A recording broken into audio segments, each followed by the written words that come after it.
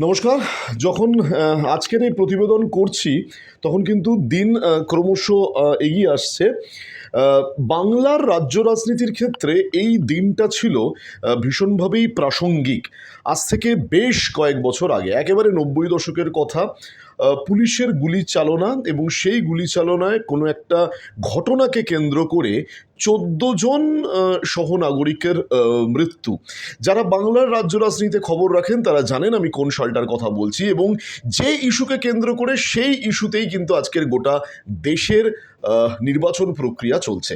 একেবারে তাই, 1993 no voter card no vote এই ইস্যুতে মহাকরণ অভিযান তৎকালীন যুব কংগ্রেস সভানেত্রী মমতা বন্দ্যোপাধ্যায়। তারপরে কি ঘটেছিল সবাই সবটাই জানেন। এই মুহূর্তে আমরা রয়েছি সমাজসেবী এবং অবশ্যই এমপি বিড়লা হায়ার সেকেন্ডারি স্কুলের CEO sir mister S K. Singh আমাদের সঙ্গে রয়েছেন, যিনি তার সিইওর পাশাপাশি তিনি অবশ্যই সমাজের দিকে তিনি তার কড়া দৃষ্টি রয়েছে, নীরবে নিভৃতে তিনি কাজও করে চলেন। আমি তার কাছে আসবো।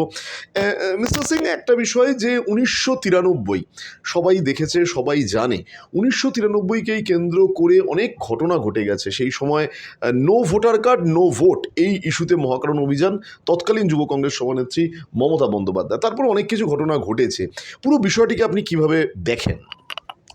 দেখুন, 1993-তে যখন বামফ্রন্ট সরকার ছিল, আর সেই টাইমে মুখ্যমন্ত্রী ছিলেন জ্যোতিবাবু, তখন আমাদের মাননীয়া মমতা ব্যানার্জি উনি এটা ওনার দলবল নিয়ে আপনাকে রাইটার্সে উনি পৌঁছলেন। সেই দিন ছিল 21 জুলাই। আর উনি বললেন কি no voter card no vote, এইটাই উনার মেন ছিল। এটা নিয়ে যতই বছর যত আপনার লোক ছিল ইনাকে ব্যারিকেশন করে দিল কি কেউ এরা ঢুকতে পারবে না মহাকরণে। লেকিন যাই হোক, মহান নেত্রী মানে ইন দ্য পাবলিক ইন্টারেস্ট, মানুষের স্বার্থে, গরিবদের স্বার্থে, ন্যায় বিচারের জন্যে ও বলল না, এই জিনিসটাকে মানতেই হবে। তখন কি করলো, পুলিশরা জোর জবরদস্তি যখন দেখলো কি এরা মানছে না, তখন পুলিশ কি করলো, গুলি চালিয়ে দিল। ওই গুলিতে একটা গরিব লোক, একটা পার্টির, একটা যাকে আমরা বলি খুব ভালোবাসা লোক, যেটার অন্যায় বিরুদ্ধে ওরা ডাক দিয়েছিল কি না, সেই অসহায় লোক ওরা গুলিতে মারা গেল। 14 জন। 14 জন। চিন্তা করুন আমরা কোন দেশে বাস করছি, একটা ডেমোক্রেসি কান্ট্রি, যে কান্ট্রিতে আপনাকে জনতা হচ্ছে রাজা, সেই জনতাকে উপরে আমি গুলি চালিয়ে দিলাম। আমরা কি কোনো এরকম দেশে বাস করছি যেখানে আপনাকে রাক্ষক একটা মুখ্যমন্ত্রী ছিল এই টাইমে, যেটা মানুষকে মানুষ ওরা বুঝতে পারে না? আরে তুমি গুলি না চালিয়ে ওদেরকে তুমি নিয়ে যেতে, তুমি থানাতে নিয়ে যেতে, জেলে তুমি নিয়ে যেতে, গুলি চালানো অধিকার এটা কারো না, আর সেটাও অসহায় লোককে। তখনই মমতা ব্যানার্জি রেগে ভূত হয়ে গেছিল। তারপরে উনার এই প্রতিক্রিয়ার হওয়ার পর আমাদের হোল কান্ট্রিতে, সব স্টেটে এই ভোটার কার্ড চালু হলো।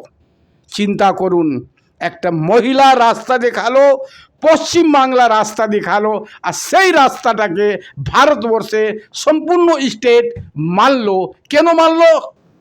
ওনার যুক্তি প্রশ্নটা ভালো ছিল, জেনারেল পাবলিকে ইন্টারেস্টে ছিল, এই জন্য সবাই এটাকে মানলো।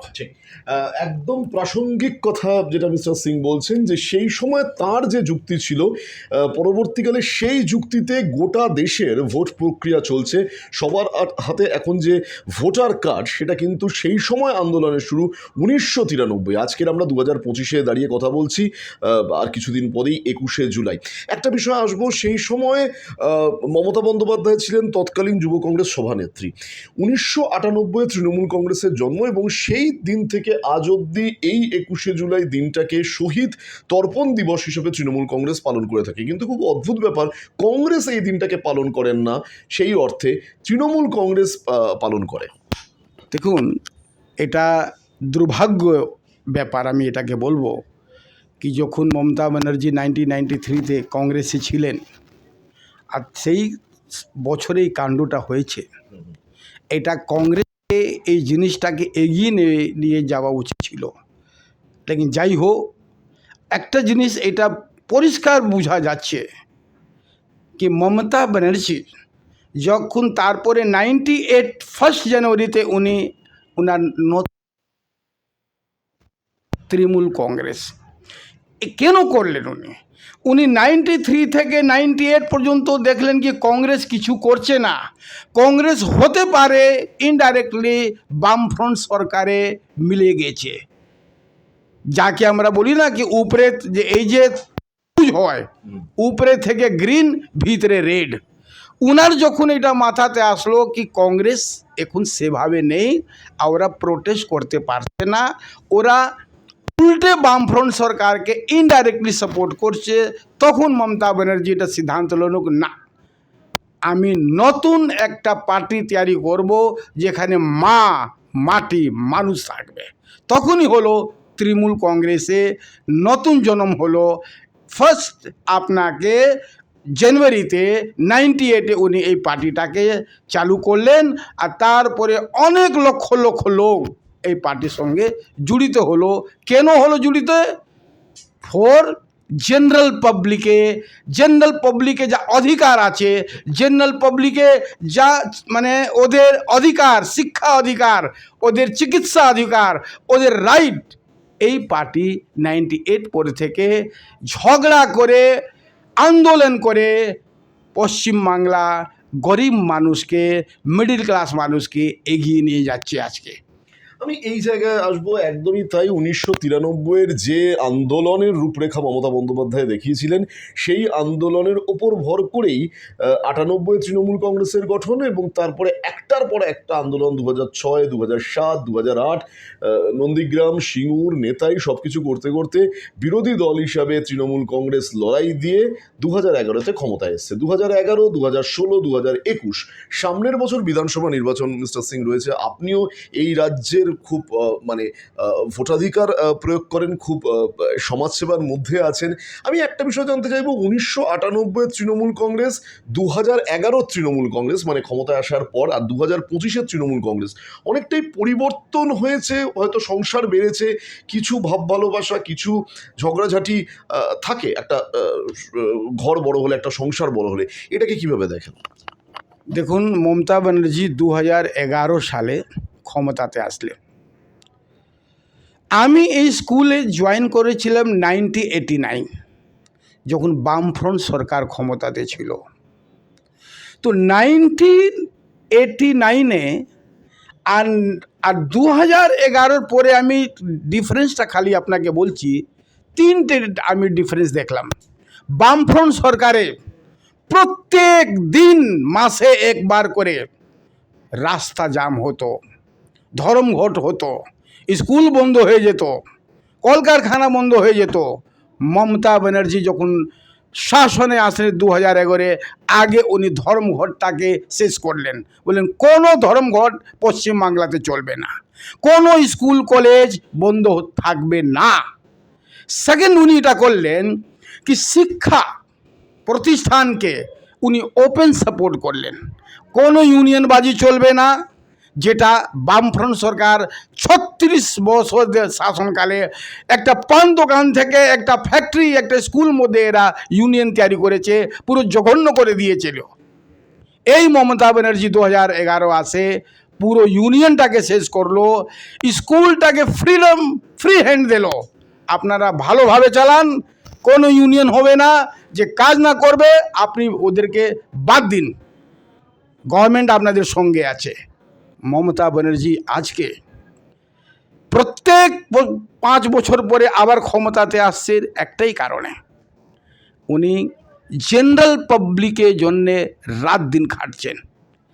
দিল্লিতে শুধু বসলে হবে না, মাটিতে খাটতে হবে, মাটির জলটা দেখতে হবে, মাটি কীরকম আছে ওইটা দেখতে হবে, বাচ্চাদেরকে দেখতে হবে, বৃদ্ধ মানুষকে দেখতে হবে, বিধবাকে দেখতে হবে। সেই মহিলা আজকে দিন রাত উনি এইসব জিনিসটাকে দেখছেন। এই জন্যে পশ্চিমবাংলা মানুষ মা মাটি মানুষকে প্রত্যেক 5 বছর পরে নিয়ে আসছে। আবার আগামী বিধানসভায় যখন হচ্ছে 26-এ, মা মাটি মানুষ 242 না 45 সিটে, 200 উপরে সিটে আবার মা মাটি মানুষ আসবে। আমি এটাই বলছি। বেশ, মিস্টার সিং তিনি কিন্তু ভোটাধিকার প্রয়োগ করা মানুষ, এই রাজ্যের তিনি জনগণ, তিনি কিন্তু তার এই পর্যবেক্ষণ করছেন 1993 থেকে শুরু করে 98, 2011, আজকের 2025-এ দাঁড়িয়ে কিছুদিন পরেই আবার 21শে জুলাই রয়েছে শহীদ তর্পণ দিবস, যেখানে কিন্তু তৃণমূল কংগ্রেস নতুনভাবে শপথ নেওয়ার দিন 2026 কিন্তু বিধানসভা নির্বাচন রয়েছে। আমি শেষ প্রশ্ন মিস্টার সিংকে করব। ইতিমধ্যেই মমতা বন্দ্যোপাধ্যায়ের তার অনেক তার বলা যেতে পারে তৃণমূল কংগ্রেস অনেকটাই বৃহত্তর আকার ধারণ করেছে। ইতিমধ্যে যখন এই রথের একটা আবহে আমরা কথা বলছি, দীঘায় কিন্তু জগন্নাথ দেবের মন্দির প্রতিষ্ঠিত হয়েছে, এটাকে আপনি কিভাবে দেখেন? এতদিন আমরা পুরীর জগন্নাথ দেবের মন্দির তো আছেই ছিল, মাহেশের রয়েছে, শহর কলকাতার বিভিন্ন জায়গায় থাকলো, দীঘায় যে রথযাত্রা মানে রথ জগন্নাথ দেবের মন্দির, সেটা স্বাভাবিকভাবেই দীঘাকে কিন্তু অনেকটা এগিয়ে দিল। জয় জগন্নাথ। দেখুন, আজকে পুরো দেশ আমরা যেতাম পুরীতে, জগন্নাথ মন্দির ওখানে আছে, আর পাশেই জগন্নাথ মন্দিরে সমুদ্র আছে। আজকে দেখুন মমতা ব্যানার্জি ভিশনটা দেখুন, এত সুন্দর নতুন জগন্নাথ মন্দির দীঘাতে উনি বানিয়েছেন। আর কোথায়? ওই সমুদ্রের কিনারে, দীঘা সমুদ্রের কিনারে। চিন্তা করুন, একটা মহিলা, তার ভিশনটা দেখুন, মানে পলিটিক্যাল ভিশন দেখুন, রিলিজন দেখুন, উনি একটা ধর্মকে নিয়ে একটা এত বিরাট জগন্নাথ মন্দির বানিয়েছেন যেটা অতুলনীয়। মানে দেখলে আমাদের হৃদয়টা খুব খুশি হয়ে যাচ্ছে। আজকে ওখানে লক্ষ লক্ষ লোক যাচ্ছে। এই ভিশন আপনার দেখুন, স্টেট ভালো চলুক, যার ধর্মে ওরা ধর্মটা পালন করুক, সবার ভালো থাকবে। আজকে জগন্নাথ মন্দিরে আজকে যে আমরা দেখলাম কই লক্ষ লোক ওখানে গেছে, মমতা ব্যানার্জি ওখানে আছেন, আমাদের অনেক ক্যাবিনেট মিনিস্টার ওখানে আছে। ভগবানকে যে আমরা বলতে পারি পুরী থেকে পশ্চিম বাংলাতে উনি নিয়ে আসেন, এটা একটা বিরাট কাজ উনি করেছেন। আমি মা মাটি মানুষ সরকারকে ধন্যবাদ দিচ্ছি। মা মাটি মানুষকে আমি ভগবান থেকে এটা প্রার্থনা করছি, এইভাবে মা মাটি মানুষ আমাদের পাবলিককে সেবা করছে, ভালোবাসছে, এইটাই জন্যে অনেক ধন্যবাদ। জয় জগন্নাথ। আচ্ছা, বেশ, জয় জগন্নাথ দিয়েই আজকের আমাদের এই প্রতিবেদন শেষ করব। আপনারা ভালো থাকুন। তবে 21শে জুলাই নতুনভাবে তৃণমূল কংগ্রেস কি শপথ নেয় সেদিকে অবশ্যই আমাদের নজর থাকবে। আপনারা আমাদের সঙ্গে থাকবেন। জয় জগন্নাথ।